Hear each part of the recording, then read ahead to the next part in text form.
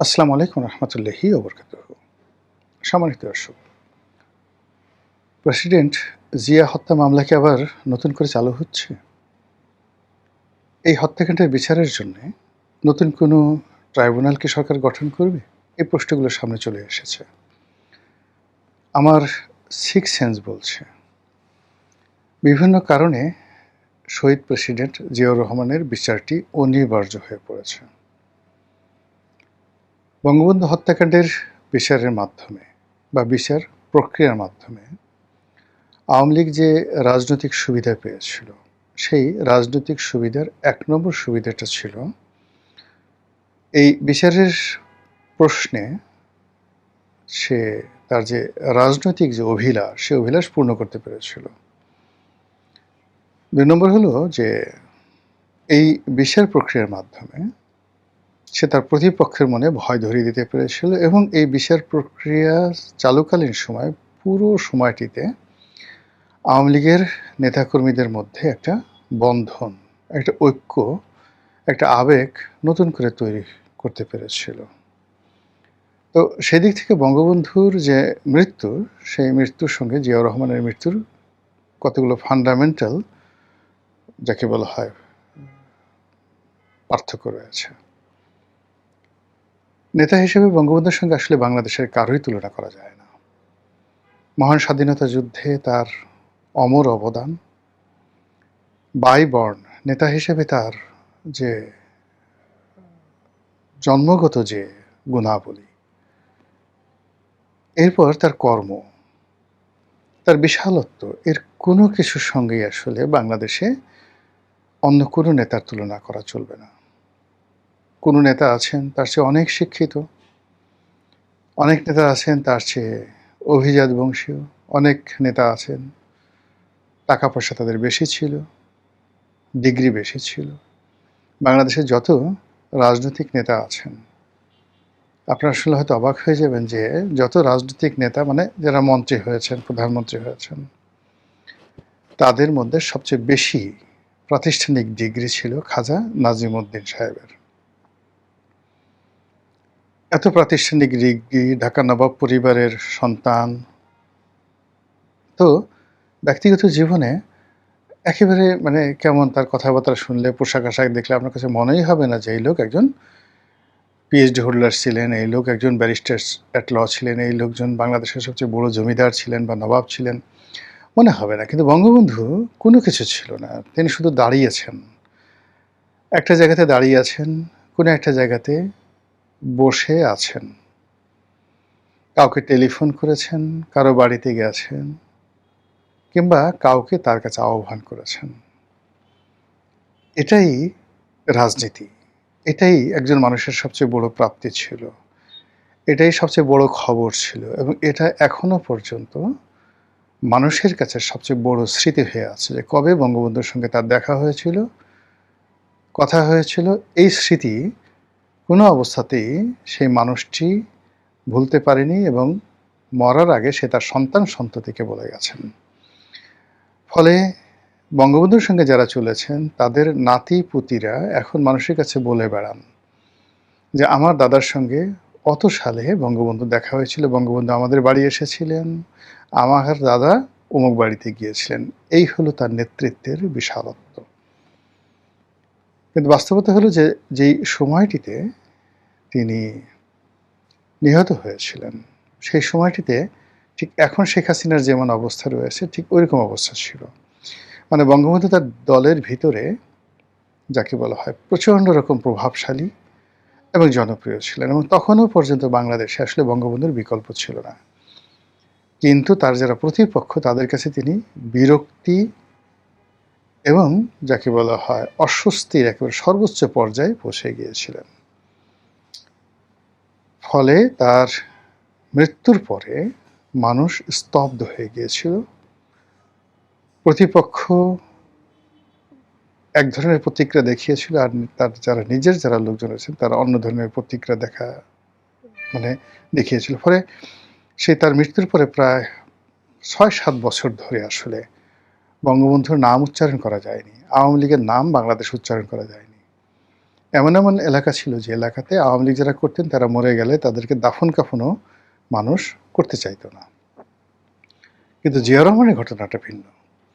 নেতা হিসেবে জিয়াউর রহমান হয়তো বঙ্গবন্ধুর একেবারে ধারের কাছেই নন পলিটিক্যালি, কিন্তু এজ এ প্রেসিডেন্ট হিসেবে তিনি প্রচণ্ড জনপ্রিয় ছিলেন সকল মানুষের কাছে, আওয়ামী লীগ, বিএনপি, জামাত সবার কাছে।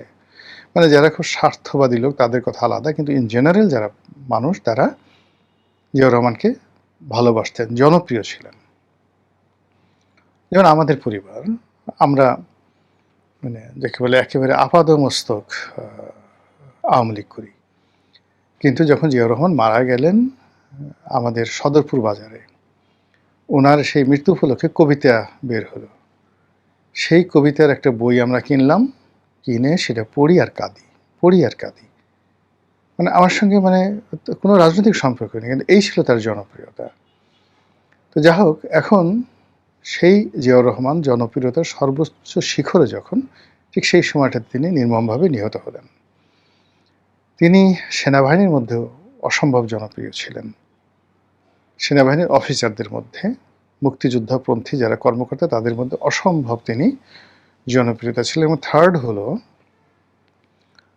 তার দল ক্ষমতায় ছিল এবং তার মৃত্যুর পরে ক্ষমতাটা অন্যের হাতে যায়নি, আবার নির্বাচন হয়েছে, পার্লামেন্ট বহাল ছিল, আবার নির্বাচন হয়েছে, সেখানে জাস্টিস সাত্তার বিপুল ভোটে নির্বাচিত হয়েছেন। কিন্তু তার যে বিচার, সেই বিচারটা মূলত সামরিক আদালতে সেইভাবেই হয়েছে, এটার কোনো পলিটিক্যাল কানেক্টিভিটি খোঁজা হয়নি ওই সময়টাতে। সাম্প্রতিক সময় দেখা গেল যে ওই বিচারে, সামরিক আদালতের বিচারে, যে সাজাপ্রাপ্ত যারা ছিলেন তাদের মধ্যে একজন ধরা পড়েছে সাম্প্রতিক সময়। এখন এটা নিয়ে কী কী রাজনীতির সমীকরণ হতে পারে সেটা পরের বিষয়। প্রথমত হলো যে সরকার সম্ভবত এটাকে পলিটিক্যালি ব্যবহার করতে চাইবে। অর্থাৎ এখন শেখ হাসিনা, তারপরে আওয়ামী লীগ, এরপর অবসরপ্রাপ্ত কিছু সামরিক কর্মকর্তা যারা জিওএসএসে, তারপর ক্যান্টনমেন্টে, রাওয়া ক্লাবে, মানে অবসরপ্রাপ্ত সামরিক কর্মকর্তাদের যে সমিতি রয়েছে বা ক্লাব রয়েছে রাওয়া, এখানে এরা খুবই প্রভাবশালী, ভীষণ রকম প্রভাবশালী। এই প্রভাবশালী গোষ্ঠীর কাছে একটা মেসেজ দেওয়া, তাদেরকে দৌড়ের উপর রাখা, এবং প্রায় প্রতিদিনই এই হত্যাকাণ্ড নিয়ে যে সকল স্টোরি ছাপা হবে সেগুলো মানুষকে ভীষণভাবে আবেগ আপ্লুত করবে। এটা নিয়ে সাহিত্য রচনা হবে, এটা নিয়ে গল্প, কবিতা, উপন্যাস রচনা হবে। আপনাদের কাছে মনে আছে যে বাংলাদেশে খুব একটা সেই মনির খুকুর প্রেম কাহিনী এবং রিমার হত্যাকাণ্ড, মানে এটাকে ইত্তেফাক এবং অন্যান্য পত্রিকায় এমনভাবে ধরেছিল যে মানুষ যে কোনো আলিফ লাইলার্স চাইতেও মনোযোগ নিয়ে সেই খবরাখবর পড়তো, এবং পুরো বিচারাঙ্গনের উপর এমন একটা অবস্থা হয়ে গেছিল যে মনির খুকুর ফাঁসি দেওয়া ছাড়া আর কোনো রকম বিকল্প ছিল না। তো সাহিত্য, আজ আমরা ধরেন এজিদকে ঘৃণা করি, মূলত বাংলাদেশে মীর মোশাররফ সাহেবের বিষাদ সিন্ধুর কারণে। তারপর আমরা এই যে মহাভারত পড়ি, আমরা রাম, কৃষ্ণ, রাবণ বা রামায়ণের যে কাহিনী পড়ি, এগুলোর মাধ্যমে যে নায়ক যারা আছেন তাদেরকে যেভাবে শ্রদ্ধা করি, আবার যারা ভিলেন রয়েছেন তাদেরকে ঘৃণা করতে থাকি। এই জন্য হয় কি, যে কোনো মানুষকে যদি আপনি ঠিক দেবতুল্য বানাতে চান, সেক্ষেত্রে তাকে নিয়ে সাহিত্য রচনা করতে হবে।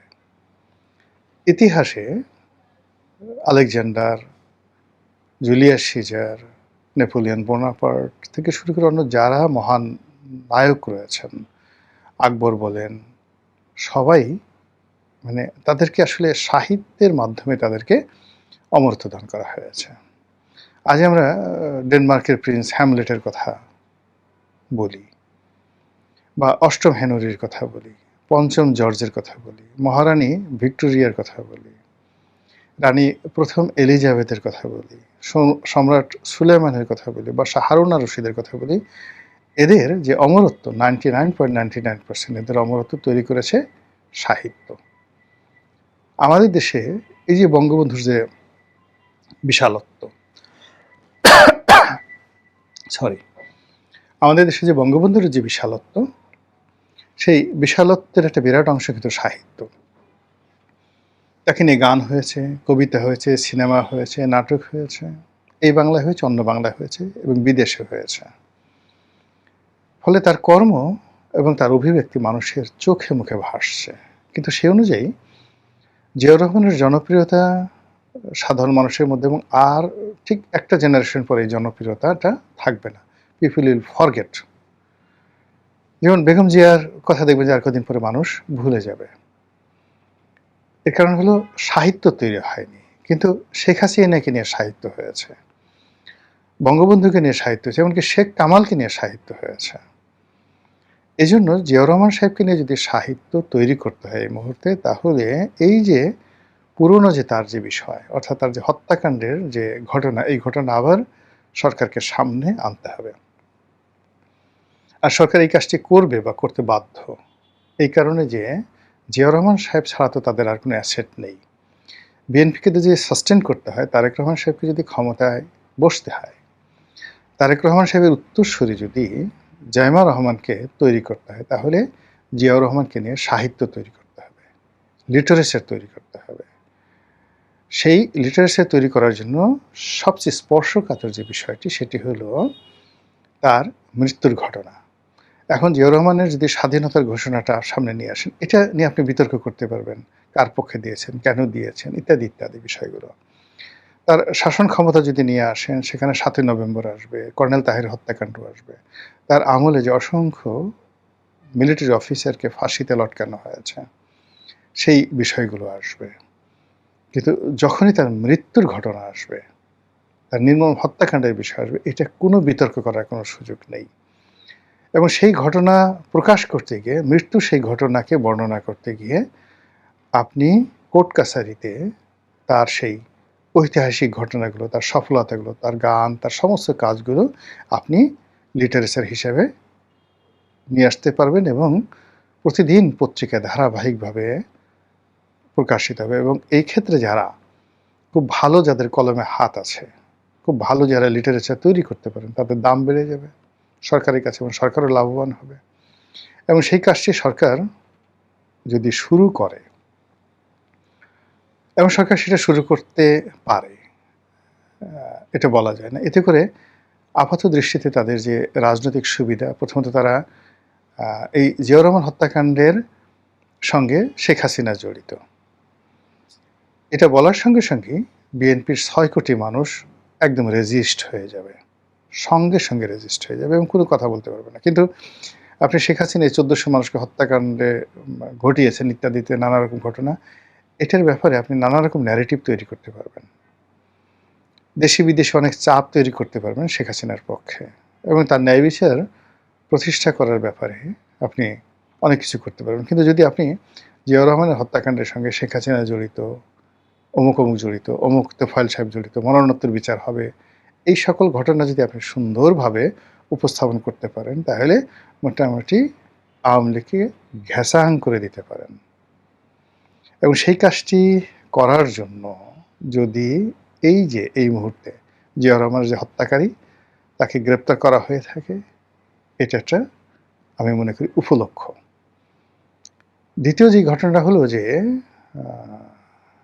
এই কাজটি হয়তো ভারত করেছে বিএনপিকে খুশি করার জন্য, কিন্তু ভারতের প্ল্যান অনুযায়ী বিএনপি যে সব কাজ করবে, নট লাইক দ্যাট।